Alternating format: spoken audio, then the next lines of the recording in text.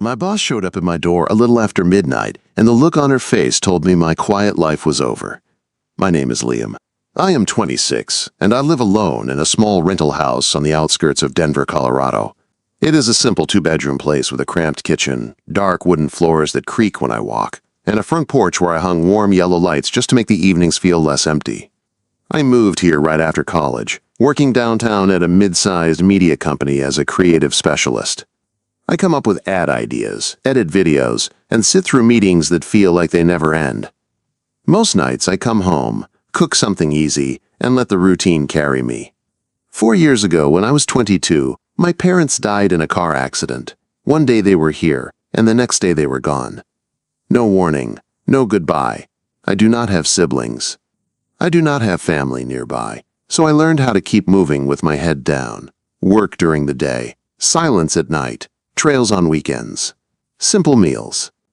Small habits that make grief easier to hide. That Saturday night felt normal. I made tuna salad on toasted bread. I ate at the small table by myself. Then I stood at the sink and rinsed my plate under steady water while the fridge hummed in the background. The clock ticked past 11:30 p.m. Outside, the neighborhood was still.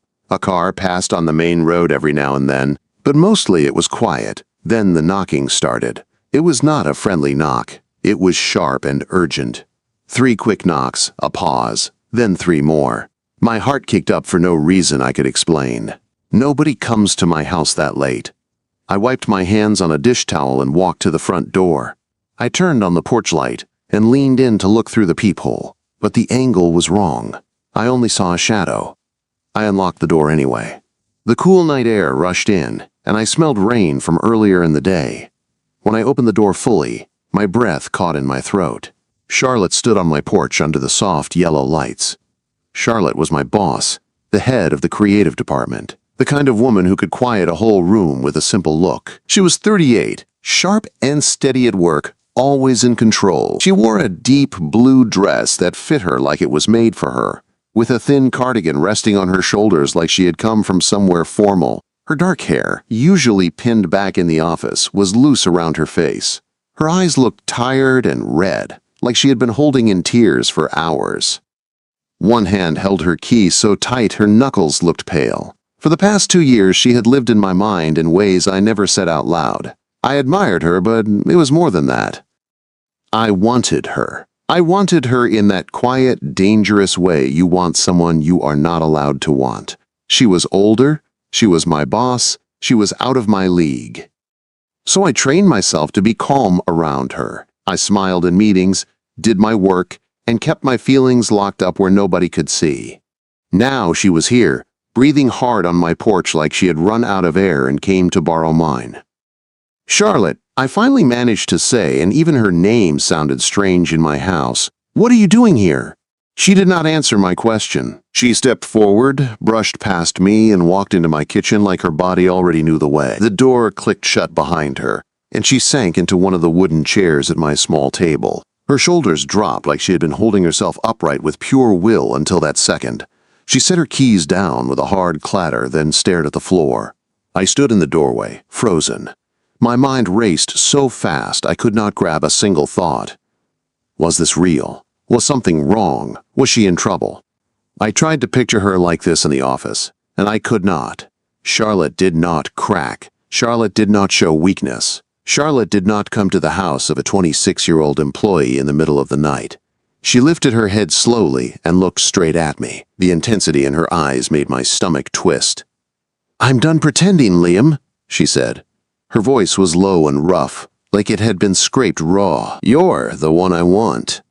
I did not move. I did not breathe right. The words hit me like a door slamming in the dark. She swallowed, and her lips trembled. "I don't want to hide it anymore," she continued. "I want to stay here tonight." My chest tightened. My mouth went dry. 1,000 warnings screamed in my head. She was my boss. People would talk. This could ruin both of us. But another part of me. The part one kept buried under routine and grief and long, lonely nights, lit up like a match. I remembered the first time I felt it. 2 years ago. Late in the office, when she stayed behind to help me tighten a pitch. Her hand brushed mine as she pointed at the screen, and for 1 second, I saw past her calm face. I saw the weight she carried. After that, I noticed things. How she skipped office parties, how she stared out the window when she thought nobody was watching, how her smile sometimes came too late, like she had to force it. I wanted to ask her then. I wanted to tell her, but I never did. Now she was sitting at my table, and the air between us felt charged, like the room was waiting for me to choose. I did the only thing my hands knew how to do when I was scared. I moved to the stove and filled the kettle with water. I grabbed the mug from the cabinet. "Tea?" I asked, and my voice sounded steadier than I felt. She nodded, still watching me like she was afraid I would disappear. When the kettle warmed, I sat across from her. The table between us felt too small and too big at the same time. She slipped a ring off her finger, then another, and placed them beside her keys like she was taking off armor. "Rough night?" I asked softly. She gave a small, tired nod. "Yeah," she said, "you could say that." I poured hot water over a tea bag and slid the mug toward her. She wrapped her hands around it, and the steam rose between us. For a moment, we sat in silence. The clock ticked. The fridge hummed. The porch lights outside painted soft shadows on the floor. Charlotte took a sip, then set the mug down and stared at it like it held the answer to everything. "It was supposed to be just dinner," she said, almost like she was talking to herself. "My brother set it up. Another blind date." Her eyes lifted to mine again, and I saw something there that made my pulse jump. Fear, yes. Hurt, yes. But also decision. "I left," she said. "I walked out, and I didn't know where to go." She leaned forward slightly, her voice dropping even lower. "And then I ended up here." I stared at her, my heart pounding so hard I could feel it in my throat, because I knew the next thing she said would change my life. And I still did not know if I was about to save her, or lose everything I had left. Charlotte's fingers tightened around the warm mug, like it was the only thing keeping her steady. The steam curled up between us, and the kitchen felt smaller than it ever had. My house had always been my quiet space. Now it felt like the center of a storm. I did not rush her. I knew what it looked like when someone was holding on by a thread. I had lived that way after my parents died. You learn to keep moving. You learn to look normal. But one bad night can crack the whole thing open. Charlotte stared at the tea, then finally spoke like she could not keep the words inside anymore. "It was supposed to be a simple dinner," she said. "My brother set it up. Another blind date." Quote. Her voice held a sharp edge, but it was tired too, like she was angry at herself for going in the first place. "He's been pushing me," she continued, "ever since the divorce. He thinks he's helping, but it feels like he's trying to fix me." The word divorce landed heavy. I knew she had been married once. I had never asked questions. At the office, everyone respected her boundaries. She had this way of closing doors with a polite smile, and nobody dared push. "This guy," she said, letting out a bitter laugh, "some executive from a tech firm downtown. The kind of man who thinks a fancy restaurant and expensive wine makes him important." She looked up at me, and I saw her jaw clench. "The restaurant was beautiful," she said. "White tablecloths, candles, a view of the skyline." But it was wrong from the first minute. He talked about himself non-stop. His portfolio, his vacation home in Aspen, his car, a Tesla, of course. She shook her head slowly, like she was still hearing his voice in her ears. "Then he started talking about me," she said. I stayed quiet, but something in my chest tightened. I did not like where this was going. "He told me women like me," she said, her tone hard with sarcasm. "Women in our mid-30s should stop chasing promotions, that I should settle down. Find a stable guy. Have kids before it's too late." She paused, and her eyes flicked to mine like she was checking if I believed it too. "And then," she said, voice lower now, "he joked about the people I work with, the creatives, the younger ones, like it was some warning, like I'm wasting my time leading a team instead of waiting for a man to rescue me." The air in my kitchen felt thick. I wanted to say something sharp. I wanted to curse that guy. But Charlotte was not looking for rage. She was looking for someone to see her. I sat there, she said, smiling politely at first, nodding, playing the role. But inside, I could feel it building, like something boiling over. Her hands clenched on the mug, then loosened, then clenched again. "The divorce wrecked me, Liam," she said. "I spent 2 years in therapy. I rebuilt my life piece by piece. I worked hard to prove I didn't need anyone to define me. And in one dinner, that man tried to shove me back into some outdated script. I did not think, I just reached across the table. My hand hovered for a second because I knew the line I was crossing. Then I gently placed my hand over hers. Her skin was cool. Her fingers trembled. The touch sent a quiet shock through me, because it was not like shaking hands in a meeting. It was real. It was personal. She did not pull away.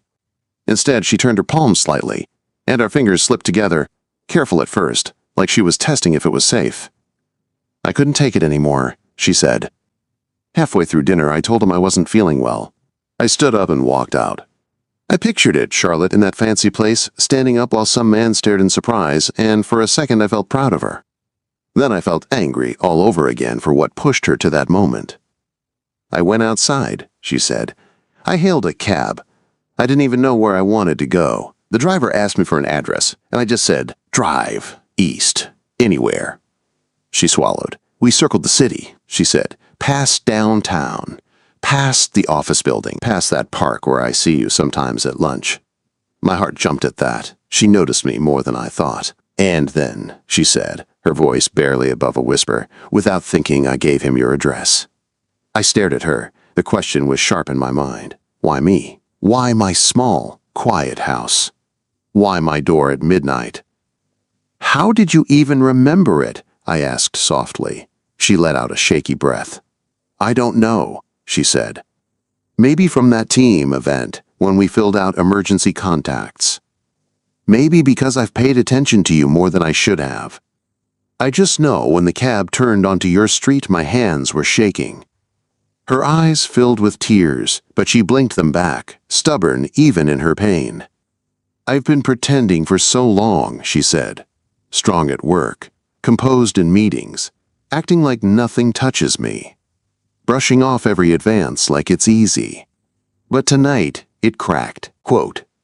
She lifted her chin, and her gaze locked on mine. "I realized I don't want to go back to my apartment and sit in silence," she said. "I don't want the loneliness. I don't want the expectations. I don't want to keep performing strength for people who don't care what it costs." Her fingers tightened around mine. "And you," she said, "you've always looked at me like you see through it." My throat felt tight. I wanted to deny it. I wanted to keep us safe, but the truth was already sitting between us like another person at the table. "I have," I admitted, and my voice came out rough. "I've seen it. I just never thought I had the right to say anything." She leaned forward slightly, and my heart hammered like I was running. "I know this could explode," she said. "Gossip, judgment, work, the age gap, everything." She paused, and her eyes searched mine like she was asking a question without saying it. "I'm 38, she said. "You're 26. People will talk." I took a slow breath. My hand still held hers, and I realized I did not want to let go. "I've carried loneliness too," I said quietly.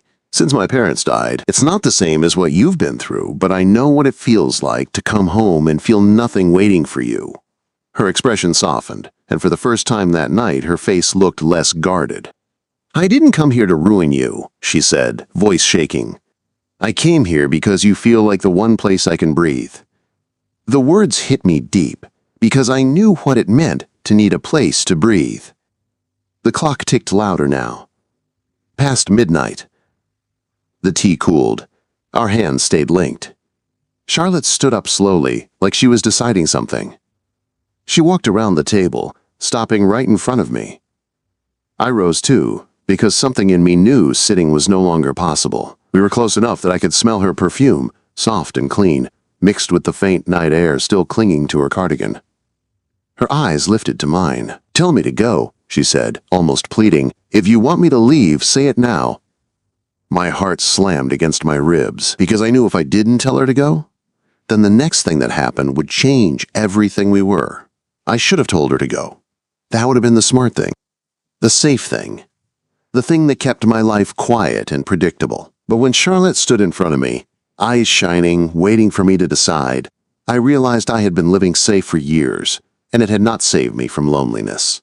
It had only taught me how to survive it. I swallowed, my throat tight, and I shook my head once. "Don't go," I said. Her shoulders dropped like she had been holding her breath for hours. The relief on her face was so raw it hurt to look at. For a second she just stood there, and then she stepped closer. Not rushing, not demanding, just close enough that I could feel her warmth in the air between us. "Thank you," she whispered. I didn't know what to do with my hands. I didn't know what to do with my heart, so I did what felt honest. I reached up and cupped her cheek. Careful, like she might break. Her skin was soft. Her eyes fluttered closed for a moment, and the sound she made was small, like she had been starving for tenderness and didn't want to admit it. I leaned in and kissed her. It wasn't wild. It wasn't messy. It was quiet and slow, like both of us were afraid of turning it into something we couldn't control. But it was real. It was the kind of kiss that carries years of holding back. The kind that says, "I chose you," without needing more words. When we pulled apart, her eyes stayed on mine. "I didn't come here to play," she said softly. "I know," I said. The silence that followed wasn't awkward. It was heavy, meaningful, like we were standing at the edge of a new life, and we could both see the drop. I stepped back first, because I needed to breathe. "Come on," I said. "Sit. Let me get you something else. Food, maybe." She shook her head. "I'm not hungry." "Still," I said, trying to steady myself. "You look like you haven't eaten in years." That got a small smile out of her. It wasn't big, but it was real. It eased something in my chest. I moved around the kitchen, more for my own nerves than for her. I turned off the kettle, I rinsed the mug. I put the tea bag in the trash. Simple actions that made the moment feel less like a dream. When I looked back, she was watching me, her posture softer now, but her eyes still intense. "You're nervous," she said. I let out a short laugh. "Of course I'm nervous." She stood and walked toward me again, stopping by the counter. "You can tell me to slow down," she said. "You can tell me anything." That startled me. It was the first time I had heard Charlotte ask for permission in any way. At work, she was the one giving direction. The one setting the pace. Now she was looking at me like she wanted me to set the rules. "I want you here," I said. "But I don't want you to wake up tomorrow and regret it." Her face tightened. "I won't regret coming here." "I mean us," I said, voice low. "I don't want you to feel like you were desperate, and I took advantage of it." Her eyes hardened with a flash of pride. "Liam, I walked into your house because I chose it. I chose you." Quote. Those words hit me deeper than I expected. I nodded slowly. "Okay." She exhaled, and the tension in her shoulders softened again. I led her down the hallway and opened the bedroom door. "You can have the bed," I said. "I'll take the couch." Her eyes widened slightly. "You don't have to do that." "I want to," I said. "Not because I don't want you, because I do, and that's the problem. I want you so much I don't trust myself to think straight right now." Her lips parted like she wanted to argue. Then she stopped. Her gaze softened, and she nodded. "You're a good man," she said quietly. The words made me feel exposed. I wasn't used to anyone saying that with certainty. I handed her a clean towel and one of my extra toothbrushes still in a package from a travel set. She took them like she belonged there, and somehow that felt both comforting and terrifying. When she came out of the bathroom a few minutes later, she had washed her face and brushed her hair back. The tiredness was still there, but she looked calmer, more like herself. I grabbed an old hoodie and a blanket from the hall closet and set them on the couch. At the end of the hallway, Charlotte paused by the bedroom door. She looked back at me. "Liam," she said, voice soft. "Yeah." "If I had knocked on your door and you had told me no," she said, "I think it would have broken me." My chest tightened. I walked closer, stopping in front of her. "I'm glad you knocked," I said. She stared up at me like she was memorizing my face. Then she reached up, touched my jaw with her fingertips, and kissed me again. A little deeper this time. A little more certain. When she pulled away, she whispered, "Good night." "Good night," I said. I watched her step into the bedroom and close the door. Then I stood there for a long time in the dark hallway, listening to the quiet of my house. The same quiet that used to feel normal. Tonight it felt like it was holding its breath. I lay on the couch, staring at the ceiling, unable to sleep. My mind kept swinging between two truths. I wanted her.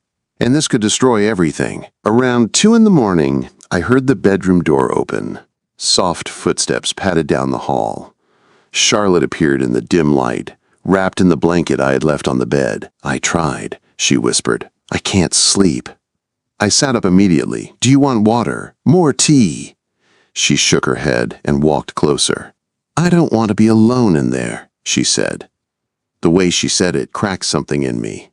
Not in a dramatic way. In a simple way. Like she was finally letting someone witness the part of her that got scared. I shifted on the couch. "You can sit here." She sat down beside me, but the couch was small. Our shoulders touched. Her breathing was unsteady. "I hate how this feels," she said, "like I'm falling apart." I turned slightly to face her. "You're not falling apart. You're finally not pretending." Her eyes filled, and she looked away fast like she hated tears. I reached for her hand. "Come here." She hesitated for half a second, then leaned in, resting her head on my shoulder. I wrapped an arm around her, holding her close, feeling the warmth of her body through my hoodie. We stayed like that, quiet, listening to the house settle, the creak of old wood, the distant hum of the city far away, her breath slowly easing into a calmer rhythm. After a while, she whispered, "Tomorrow morning I have to go back to being Charlotte again." "You don't have to be alone in it," I said. She looked up, and her eyes locked on mine. "What if this ruins you?" she asked. "You're young. You have your whole career ahead."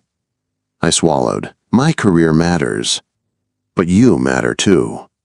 Her face softened, and she pressed her forehead lightly against mine. "I don't want to hide anymore," she said. The words were the same as before, but now they felt heavier. More permanent. I opened my mouth to answer, but my phone buzzed on the coffee table, loud in the quiet room. I glanced at the screen, and my stomach dropped. It was a message from Marcus, one of the senior managers at work. It was sent at 2:17 a.m., and it said, "We need to talk first thing Monday. It's about you and Charlotte." Quote. My blood ran cold as Charlotte lifted her head and saw my face change. "What is it?" she asked. I couldn't lie, not with her this close. I turned the phone toward her so she could read it. And the moment her eyes landed on the words, the warmth between us vanished, replaced by a fear neither of us had named out loud yet. For a long moment, neither of us spoke. The message sat on the screen like a threat we could not pretend was not real. Charlotte's face went still, but I could see the strain in her eyes. At work, she could handle any client, any deadline, any crisis. This was different. This was personal, and it had teeth. "We need to be smart," she said quietly. My stomach felt hollow. How did he know? She shook her head once. He might not know, not for sure, but someone saw something, or someone guessed. All it takes is one person paying attention. I looked at the clock on the wall. It was past 2. In a few hours the sun would come up, and the world would feel normal again. But nothing would be normal. Charlotte reached for my hand, squeezing it hard. "Listen to me, Liam. Whatever happens, we do not panic. We do not hide. We do not make this messy." I nodded, even though my heart was racing. "Okay." She took a slow breath. "Tomorrow, I go home. Sunday stays quiet. Monday, we handle it." The word handle made me feel steadier. She was already building a plan, already anchoring herself. I admired her for that, but it also scared me because it meant she was taking this seriously. She was not going to disappear and pretend the night never happened. When morning came, sunlight poured through my thin curtains and made the kitchen look softer than it had any right to. I woke on the couch with a stiff neck. I heard movement in the kitchen, the clink of a pan, the hiss of the coffee maker. I walked in and found Charlotte wearing one of my old button-up shirts, sleeves rolled to her elbows. She was making eggs and toast like she belonged here. She glanced at me and offered a small smile. "Morning." For a second, the fear faded. She looked like a real person, not my boss. Not some impossible woman from my daydreams. Just Charlotte, in my kitchen, making breakfast. We ate in a quiet rhythm. Coffee in mismatched mugs. Eggs. Toast. A little butter melting on top. The silence wasn't awkward. It was heavy with what we both knew was coming. After a few minutes, she set her fork down and looked straight at me. "We need to take the power imbalance off the table," she said. I blinked. "What do you mean?" "I mean, I can't be your direct supervisor," she said. "Not if we're doing this for real. Not if we want to protect you and protect me." My pulse picked up again. "So what do we do?" She leaned forward, voice calm but firm. "I'm going to recommend a transfer for you to the advanced creative team. You'll report to Marcus instead of me. It makes sense on paper, and it makes sense for your career. You've earned it." I stared at her. That team handled bigger clients, high-pressure work, more visibility. It was a step up I had hoped for someday, but I never asked. I didn't want anyone thinking I was getting favors. "I don't want you to get blamed for helping me," I said.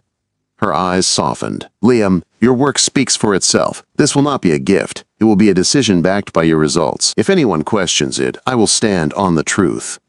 Something in my chest loosened, not because I loved the idea of change, but because she was fighting for us in a way that wasn't reckless. She was making it safer. I nodded. "Okay. If we do this, we do it right." That afternoon, she stood at my front door with her cardigan in her hands. She looked tired again, but steadier. "I meant what I said," she told me. "You're the one I want." I swallowed. "And I meant what I said too. Don't go away." She stepped closer and kissed me, slow and sure, like a promise she planned to keep. Then she left, walking down my porch steps into the bright day, and I watched her go with my heart in my throat. Monday came fast. The office felt colder than usual, like the air knew something I didn't. Marcus asked me to come to his office first thing. I walked in with my hands sweating, trying to look normal. He shut the door, folded his arms, and studied me. "Liam," he said, "I'm going to be direct. There are rumors about you and Charlotte." My mouth went dry. "Rumors." He nodded. "Nothing formal, nothing proven, but I don't like surprises and I don't like mess. If there's a situation, we address it early." I forced myself to breathe. Charlotte's words echoed in my head. "Don't panic, don't hide. I care about her," I said, "and I respect her, but I also respect the company and my work." Marcus held my gaze. "Are you currently reporting to her?" "Yes," I said. He looked down at a file on his desk. "She's already requested a transfer for you to my team." My heart stuttered. "She did." "She did," he confirmed. "And the request is backed by your performance. You've been doing strong work. The advanced team could use you." I let out a breath I didn't realize I'd been holding. Marcus leaned back in his chair. "Here's what's going to happen. You move teams. You keep your work clean. No public drama. No office games. If you and Charlotte are involved, you keep it professional in this building. If anyone files a complaint, it will be investigated. Understand?" I nodded. "I understand." He held my gaze a second longer, then gave a short nod, like the conversation was done. "Good. Now go earn the transfer." When I walked out, my legs felt shaky, but I wasn't crushed. We weren't crushed. The transfer happened quickly, a meeting with HR. A couple of signatures. A polite announcement that I was moving to the advanced team based on recent contributions. On paper, it looked clean. But people notice everything. Whispers started in the break room. Looks lingered a little too long. One coworker smirked during lunch and said, "Nice upgrade, Liam. Must be good to be close with leadership." I laughed it off, but it stung. Every compliment felt like it came with doubt attached. Every success felt like it might be questioned. I worked harder than I ever had. Not because I wanted to prove myself to strangers, but because I refused to let anyone rewrite my story. Late nights. Tight deadlines. New clients who didn't care about office rumors, only results.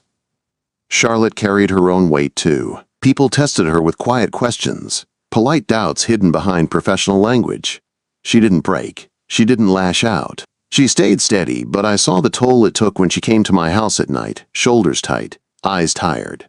One evening she showed up after a long client dinner, still wearing her blazer, and the moment I shut the door, she fell into my arms like she had been holding herself together all day, just to fall apart here. "Rough day," I said softly. Her breath shook. "There was an anonymous complaint." My stomach dropped. "To HR." She nodded against my shoulder. "Favoritism. Conflict of interest." They said I gave you the transfer because of personal reasons. Anger rose hot in my chest, but Charlotte pulled back, eyes wet. I used to be so strong, she whispered. Why do I feel weak now? I held her face gently, forcing her to look at me. You are not weak, you are human. And you didn't do anything wrong. Her lips trembled. What if this ruins you? It won't, I said. I'm going to keep earning my place. And you're going to keep leading the way you always have. We stand together. That's it. She didn't answer with words. She just leaned into me again, and I held her until her breathing slowed. Weeks turned into months. The gossip never fully vanished, but it grew quieter as my work got louder. I landed a major contract for a national brand campaign. The client praised my ideas in a review meeting. My name showed up in an industry newsletter tied to our work. People started congratulating me without the smirk. Charlotte kept setting firm boundaries at work. When someone tried to hint about staffing decisions, she shut it down calmly. My choices are based on talent, she said. If anyone has concerns, talk to me directly. Most people backed off after that. In the middle of all that pressure, we found ways to breathe. One Friday, I stopped at a florist on the way home and bought white daisies. I remembered her mentioning them once, almost casually, saying they reminded her of her college days when she used to sit in parks and sketch. When I handed them to her at my door, her eyes widened like she couldn't believe I remembered. You remembered, she said, voice soft. I did, I said. She held the flowers like they mattered, and in that moment, the office noise felt far away. We started building small traditions, cooking dinner together. Cheap wine on the porch under my yellow lights, her reading poetry on my couch while I edited work on my laptop. Quiet laughter when I burned pasta, her teasing me like she had known me forever. One weekend, I booked a small cabin in the Colorado mountains. Nothing fancy, just a one-room place with a wood stove and a porch facing pine trees. No emails, no meetings, no watching our shoulders in hallways. We hiked a gentle trail, our hands brushing, then holding. At a clearing, we spread a blanket and sat under a wide sky, reading quietly like the world had finally slowed down enough to let us exist. She set her book down and looked at me. You don't have to be perfect to be enough for me, she said. Just be here. Quote. Those words settled something inside me that had been restless for years.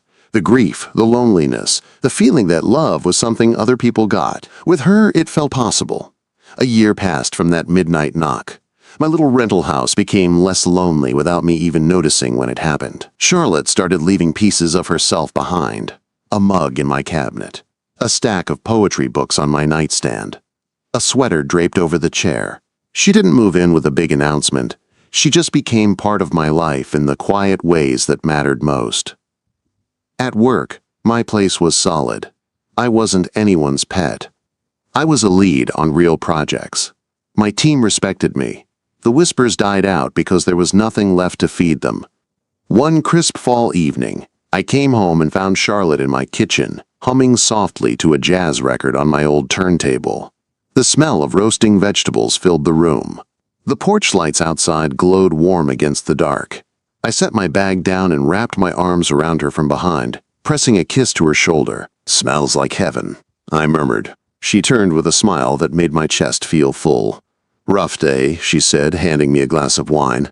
Not anymore, I said. After dinner, we sat on the porch steps under the yellow lights, the air cool and clean. Stars peeked through thin clouds. She rested her head on my shoulder, and for a while we just breathed together. Ever regret it? I asked quietly. Choosing me. The age gap. The complications. She lifted her head and looked at me like the question wasn't even hard. I only regret that I didn't knock sooner, she said. You gave me back parts of myself I thought were gone. My throat tightened. I took her hand, lacing my fingers with hers the same way we did at my kitchen table that first night. I used to think I was going to be alone forever, I admitted. After my parents died, I stopped expecting anything good to stay. Her eyes softened. I'm here, she said. I'm staying. I pulled her closer, and the loneliness that had lived in my house for years felt like a memory from someone else's life. Later, in bed, she whispered into the dark, "There will be more challenges. Tomorrow or next year, but as long as we're together, we'll be fine." I squeezed her hand under the covers, feeling her warmth beside me, steady and real. That midnight knock had been fear and risk and longing all at once. But it had also been a doorway. And now, every evening, when the porch lights flickered on and she walked through my front door, I knew we hadn't ruined our lives. We had finally started living them.